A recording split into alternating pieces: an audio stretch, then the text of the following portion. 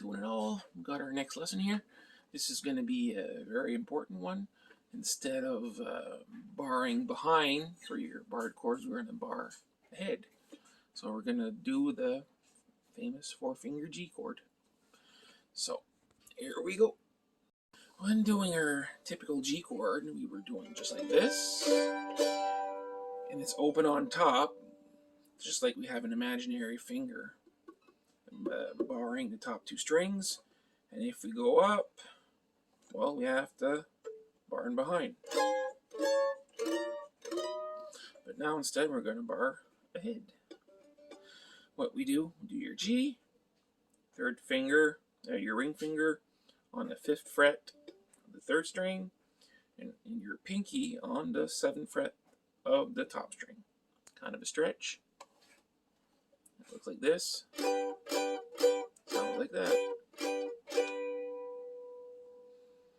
And what you're going to do when you play that G chord, when you transition into your C chord, you're going to do your 3-finger C, like I've showed in the previous lesson. Instead of a 2-finger, put your ring finger on the 5th fret on the top. And when you go and you do your D chord, instead of going like this, you're going to just go up 2 frets. And some people still even played the bottom string. Some people just don't let it ring, because that's mainly used when you're chopping. So when you're going to be chopping, you're not going to be bothering too much with the lower strings.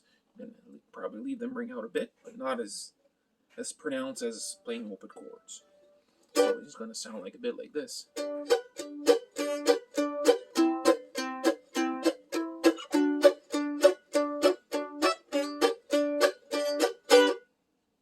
Chop with your finger, with your picking arm, and plus there's going to be some tension release when you play.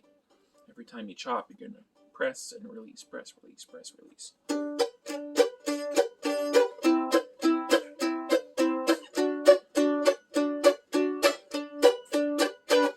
And when you do your chop, sometimes they just do on the backbeat. So basically, when you have a drum beat, it'll be the snare part. And you got the bass drum, boom, snare, pack, boom, pack, boom, pack, boom, pack. So you go boom, pack, boom, pack, boom, pack, boom, pack, boom, pack, boom, pack, boom, pack, and so on. Sometimes they do it like that too. So this said, when you're doing your G chord like this, let's say you just shift up 1 fret. You're in your G sharp. Go up 1 more. A. 1 more, B flat, 1 more, B, 1 more, then you fall on your C chord.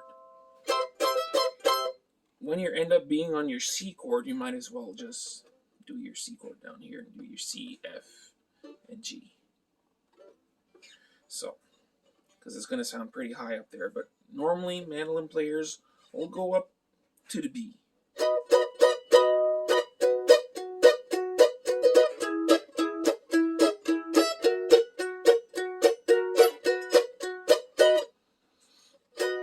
So let's say you're in a bluegrass band and they're playing in G capoed up at the 4th fret. Well, it's like it's the same thing as your capoed up in the 4th fret, because you're going up 4 positions. 1, 2, 3, 4. If you're in B flat on the 3rd fret, capoed up, you go on your B flat here. Let's just say they play G, C, D with their capo up. Something like the old hometown place. It's been 10 long years since I left my home in a holler where I was born. That's how they would do it. So with this said, you can that barred chord like that, you can pretty much go anywhere on the neck and play pretty much in any key. In later lessons, I'm gonna show you how to implement the minor chords with the big finger G. So in that G, C, D shape, how to implement your E minor and your A minor in that shape. So capo it up at any fret, which will give you be playing in almost any key. Just so you don't forget, your open chords are still very important, because there's a lot of songs you're going to go back and forth to barred chords to open chords, depending on the tone you want to get, what kind of accent to the turnarounds you want to get. If you want to have a lot more punch, sometimes a barred chord is not going to do. You just need that big open chord to fill up that big gap. So I'm going to let you guys play with that, and till the next lesson. So see you later.